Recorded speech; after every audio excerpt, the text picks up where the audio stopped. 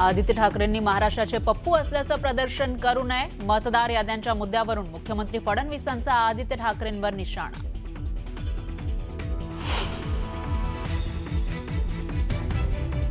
उद्धव ठाकरे भस्म्या रोग झालेला अॅनाकॉन्डा, रुग्णांची खिचडी, भूखंड गिळले. एकनाथ शिंदेंचा पलटवार, तर उद्धव ठाकरेंच्या काळामध्ये मुंबईची स्थिती दयनीय झाल्याचाही टोला.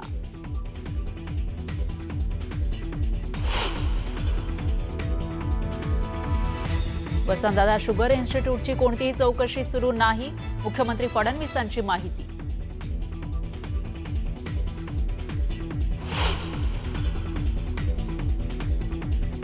फलटणमध्ये आत्महत्या केलेल्या महिला डॉक्टरचा शवविच्छेदन अहवाल आला. मृत्यू गळफास घेऊन झाल्याचं समोर. डॉक्टरच्या शरीरावर इतर कोणतेही जखमा नसल्याचंही समोर.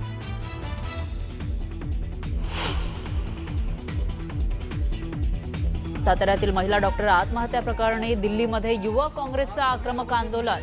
दिल्लीतील रायसीना रोडवर महाराष्ट्र सरकार विरोधात जोरदार घोषणाबाजी.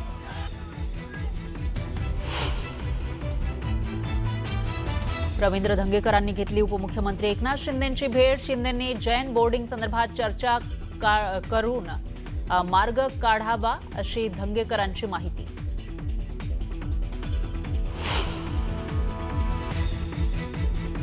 पुणे जैन बोर्डिंग जमीन प्रकरणाची पुढील सुनावणी 30 ऑक्टोबरला. जमीन व्यवहार पूर्णपणे रद्द होण्याची शक्यता. तर प्रतिज्ञापत्र सादर केल्यानंतर धर्मादाय आयुक्त देणार निर्णय.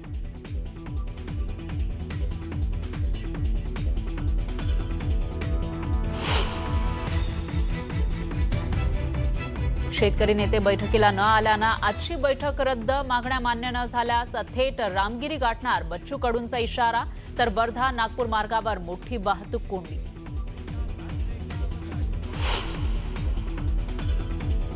माओवादी संघटनेला आणखी एक मोठा हादरा. 45 वर्ष माओवादी संघटनेमध्ये सक्रिय असलेल्या बंडी प्रकाशचं हैदराबाद पोलिसांसमोर आत्मसमर्पण. प्रकाशवर 1.5 कोटीचं होतं बक्षीस.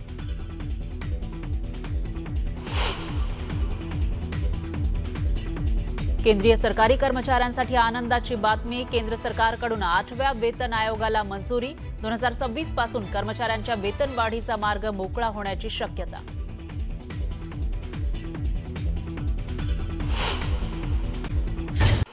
त्यानंतर एक ब्रेकिंग न्यूज आहे. मोठा माओवादी नेता बंडी प्रकाशनं आत्मसमर्पण केलं आहे. तर माओवाद्यांच्या संघटनेमध्ये आर्थिकदृष्ट्या महत्त्वाच्या भूमिकेमध्ये असलेला मोठा माओवादी नेता बंडी प्रकाश यानं आज हैदराबाद पोलिसांसमोर आत्मसमर्पण केलंय. गेली 45 वर्ष माओवादी संघटनेमध्ये सक्रिय असलेला बंडी प्रकाश माओवाद्यांच्या संघटनेसाठी तेंदूपत्ता, कोळसा खाणींचे व्यापारी अशा अनेक उद्योजकांकडून आंध्र प्रदेश, तेलंगणा, छत्तीसगड आणि महाराष्ट्रामधून संघटनेसाठी आर्थिक मदत गोळा करायचा आणि त्यामध्ये त्याची भूमिका अतिशय महत्त्वाची होती. तर कोळसा खाणींशी संबंधित कर्मचाऱ्यांच्या माओवादी संघटनेचा तो प्रमुख आणि माओवाद्यांच्या माध्यम विभागाचा दंडकारण्य प्रभारी म्हणून सुद्धा तो काम पाहत होता. अनेक हिंसक घडामोडी त्याचा प्रत्यक्ष सहभाग या घडामोडींमध्ये होता आणि आता याच माओवादी नेत्यांना आत्मसमर्पण केलंय. आणि याविषयी अधिक माहितीसाठी आपले प्रतिनिधी महेश तिवारी हे आपल्यासोबत जोडले गेले आहेत. महेश, काय सांगाल, किती मोठं यश माओवाद्यांची जी काही एक माओवाद संपवण्यासाठी जी मोहीम सुरू करण्यात आली आहे सरकारनं, त्याला हे एक मोठं यश म्हणावं लागेल? हे खूप मोठं यश आहे, कारण हा जो बंडी प्रकाश आहे हा महाराष्ट्र सीमेपासून 60 किलोमीटरवरच्या मंदामर्री येथील रहिवासी आहे. 82-84च्या दरम्यान गाव चलो अभियान हे माओवाद्यांनी सुरू केलं होतं. त्यात रेडिकल स्टुडंट्स युनियन ही माओवाद्यांची विद्यार्थी संघटना होती. तिच्या माध्यमातून तो माओवादी संघटनेत दाखल झाला आणि कोलबेट जो आहे म्हणजे विदर्भाच्या सीमेवरचा तेलंगणाचा कोलबेट, त्या भागात कोळसा खाणींशी संबंधित जे कर्मचाऱ्यांच्या संघटना होत्या त्यामध्ये माओवादी विचारांचा प्रभाव पसरवण्यासाठी त्यांनी खूप मोठी भूमिका बजावली. त्यातून अनेक जे कोळसा खाणीमधले होते, म्हणजे आपण मी तुम्हाला महत्त्वाचं नाव सांगतो, तेलतुंबडे सारखा जो कोळसा खाणीत काम करणारा एक कर्मचारी होता, तो सुद्धा माओवादी संघटनेत गेला. तो बंडी प्रकाश याच्यामुळेच तो गेला होता. त्यामुळे बंडी प्रकाश हा खूप महत्वाचा आहे. दुसरं म्हणजे तो तेलंगणा स्टेट कमिटीचा मेंबर आहे. त्यासोबत बरोबर आहे. फायनान्शियल आर्थिकदृष्ट्या माओवाद्यांना ज्या काही घडामोडी आवश्यक होत्या, विशेषतः तेंदूपत्ता हा दंडकारण्यातला गडचिरोली असेल, गोंदिया असेल, छत्तीसगड, तेलंगणामध्ये हंगाम असतो. त्या तेंदूपत्ता हंगामातून व्यापाऱ्यांच्या माध्यमातून मोठ्या प्रमाणात बरोबर लाखोंची आहे. खंडणी माओवादी संघटनेत पोहोचवणे असेल किंवा खाण मालक जे असतील त्यांच्या माध्यमातून यात बंडी प्रकाशची महत्वाची भूमिका होती. जे एन्काउंटर झालेले आहेत महाराष्ट्र तेलंगणा सीमेवर, तेलंगणा छत्तीसगड सीमेवर, त्या एन्काउंटरमध्ये जो सहभागी होता, अनेकदा तो पोलिसांच्या हातून सुरक्षित निसटला होता.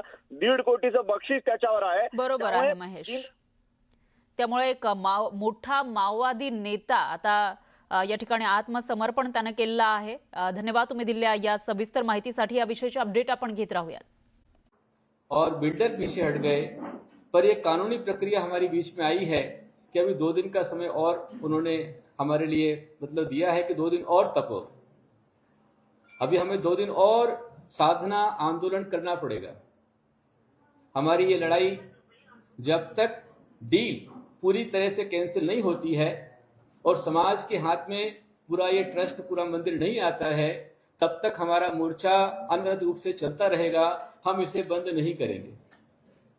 लेकिन आज यदि ये पोजीशन भी आई है तो निश्चित रूप में जो हमारे भारत सरकार के गृह मंत्री अमित जी शाह हैं, वो थोड़ा सा अभी देख रहे हैं. और मुख्य रूप में महाराष्ट्र के मुख्यमंत्री देवेंद्र फडणवीस जी, उन्होंने मुख्य रूप में इसमें भूमिका निभाई है. और साथ में यहाँ के सांसद, उन्होंने इसके अंदर में विशेष रूप से भूमिका निभाने का प्रयास उन्होंने कोशिश की है. और उसके साथ में सबसे यदि मैं कहूंगा तो अकेले वो नहीं, बल्कि सारी पार्टी, सारे पक्ष, सारे मत, सारे धर्म, सारे संप्रदाय, सारा वर्ग, और मुख्य रूप में महाराष्ट्र का ई मीडिया, महाराष्ट्र का मीडिया, अभी नेशनल मीडिया को अभी भी मतलब कोई कान पे जू नहीं रेंगी है.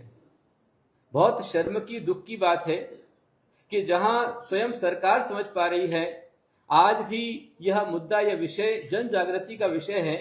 हमारा आंदोलन जो चल रहा है ये सरकार खिलाफ नहीं है, हमारा आंदोलन किसी पार्टी के खिलाफ नहीं है, हमारा आंदोलन अधर्म के खिलाफ है, भ्रष्टाचार के खिलाफ है, असत्य के खिलाफ है, और भगवान का मंदिर बेचने के खिलाफ ये आंदोलन चल रहा है. यदि हमारे नेशनल मीडिया के अंदर में छोटी मोटी बातें यदि आ सकती हैं, तो ये कम से कम 3-4 हजार करोड़ का इतना बड़ा गैर व्यवहार, इतना बड़ा माता सरस्वती का मंदिर हॉस्टल, इतना बड़ा भगवान महावीर स्वामी का मंदिर, ये बेचने का विषय आज पूरे देश में क्यों नहीं उठा है, ये सबसे सोचने का विषय है. ऐसी कौन सी पक्षपात की लहरियां चल रही है. महाराष्ट्र का मीडिया पूरा जागृत है, लेकिन मैं आज भी मतलब मैं कहूंगा, मैं अवॉइड करता हूं नेशनल मीडिया को. और खासतौर पर हमारा जितना जैन मीडिया है, Jain media, Paras channel, Jinvani channel, Adinath channel, Arihant channel, ये जो जैन मीडिया है, मैं कहूंगा कि पूरा बिकाऊ मीडिया है. ये सिर्फ पैसों पर चलने वाले मीडिया है. इनको भगवान के नाम पर ये अपना चैनल चलाते हैं, लेकिन भगवान को बचाने के लिए आगे नहीं आते. उससे मैं अच्छा कहूंगा शांति महालक्ष्मी शरद जी जैन, शांति महालक्ष्मी, वो बराबर हर समय अन्याय के खिलाफ आवाज उठाते हैं. और आज ये जो मुकाम पहुंचे हैं, तो महाराष्ट्र का मीडिया इसलिए पूरा इसका आभारी है. मैं आपको पूरा आशीर्वाद देता हूं.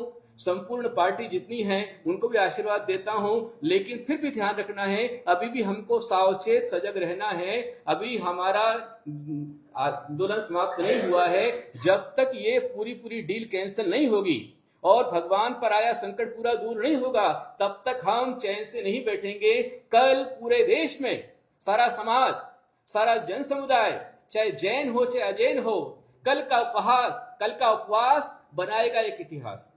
कल का उपवास बनाएगा भारत का इतिहास. मैं आह्वान करूंगा, जिन ने भगवान महावीर स्वामी की आज आरती की है, पूजा की है, चालीसा किया है, उसका फल हमें दिखलाई दिया है कि अभी तक जो ट्रस्टी सामने नहीं आ रहे थे, वो ट्रस्टी आज सामने आकर के उन्होंने अर्ज दाखिल की है कि हमारा ये डील कैंसिल किया जाए. लेकिन अभी कुछ कानूनी कार्यवाही से सरकार ने, चैरिटी कमिश्नर ने उसे एक्सेप्ट नहीं किया है और 30 तारीख दी है. तो कल 29 तारीख को उपवास को करना ही है.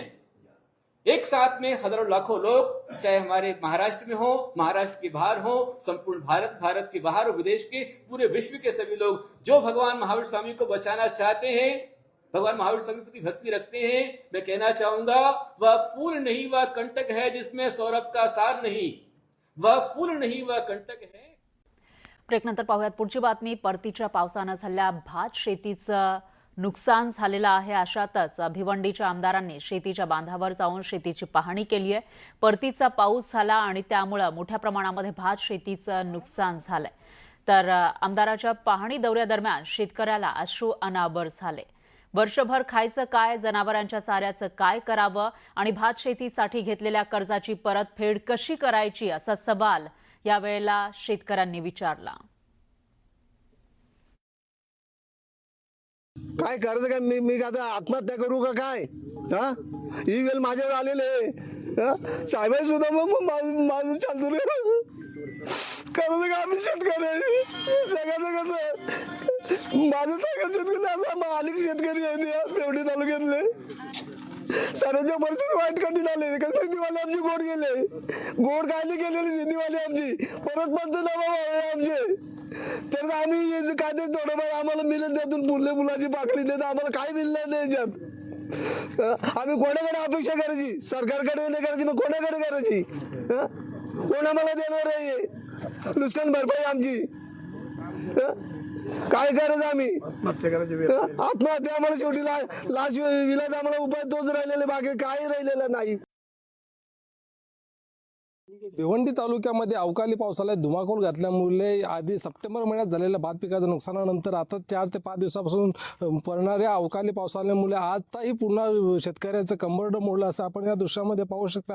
या ठिकाणी जे भात पीक आहे ते पूर्णपणे पाण्यामध्ये याची नासाडी झालेली आहे. भाताच्या असलेले जे लवंगाला असलेले जे कणस आहे, कणसाला पूर्णपणे रो आल्याचं आपण प्रत्यक्ष या ठिकाणी पाहू शकता. या ठिकाणी आज भिवंडी ग्रामीणचे आमदार शांताराम मोरे यांनी प्रत्यक्ष शेतावर जाऊन भात पिकाचे झालेल्या नुकसानीची पाहणी केली. यावेळी शिवसेने नेते प्रकाश पाटील असतील, काही स्थानिक लोकप्रतिनिधी असतील, सेवा सोसायटी, कृषी उत्पन्न बाजार समितीचे संचालक मंडळाचे काही अधिकारी असतील, पदाधिकारी असतील, यांनी प्रत्यक्ष शेतकऱ्याच्या बांधावर जात शेतामध्ये उतरून प्रत्यक्ष पाहणी केली आहे. यावेळी मात्र शेतकऱ्यांनी आपल्या भावना व्यक्त करताना आपण जगावं की मरावं हा प्रश्न आपल्या समोर टाकला आहे. वर्षभराची खावड भागवायची कशी, गुरांचा चाराचा प्रश्न सोडवायचा कसा आणि कर्ज घेऊन केलेली भात शेतीचं कर्ज फेडायचं कसं, या अनेक प्रश्नांच्या विवेचनेमध्ये भिवंडी तालुक्यातील बळीराजा हा संकटात सापडला असताना मात्र येथील भिवंडी ग्रामीणच्या आमदार यांनी येथील शेतकऱ्यांना आश्वासित केले आहे का आज होणाऱ्या कॅबिनेट मंत्रिमंडळाच्या बैठकीमध्ये मुख्यमंत्री आणि दोन्ही उपमुख्यमंत्री यांना आपण या संदर्भात भिवंडी तालुक्यात असलेली भात शेतीची आपण प्रत्यक्ष माहिती देणार आहोत आणि लवकरात लवकर शासनाकडनं याच्या शेतकऱ्यांना मदत मिळावी यासाठी प्रयत्न करणार असल्याचे आमदार शांताराम मोरे यांनी यावेळी सांगितले. नरेश पाटील, न्यूज 18 लोकमत, भिवंडी.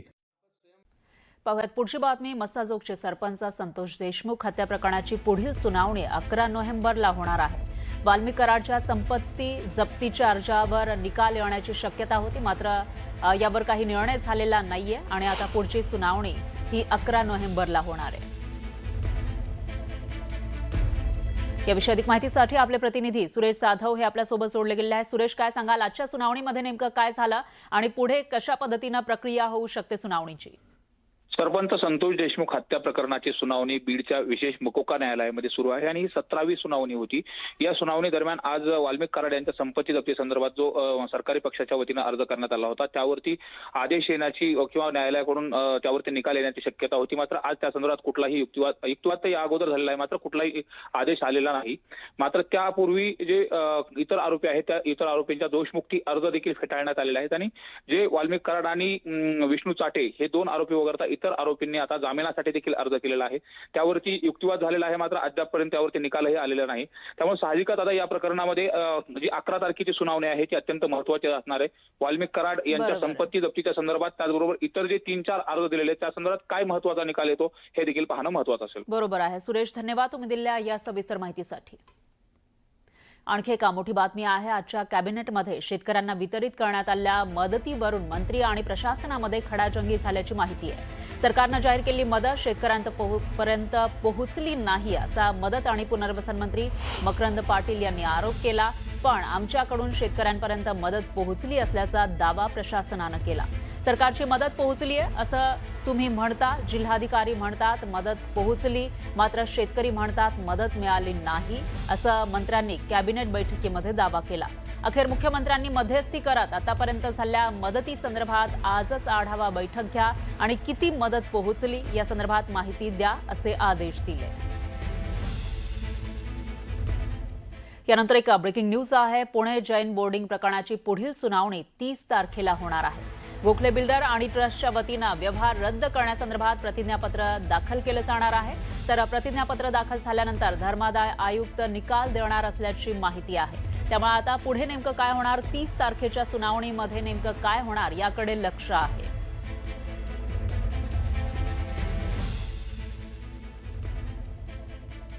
यानंतर बुलेटिनमध्ये तरही महत्त्वाच्या बातम्या आपण बघणार आहोत. मात्र त्याआधी थांबूयात एका छोट्याशा ब्रेकसाठी.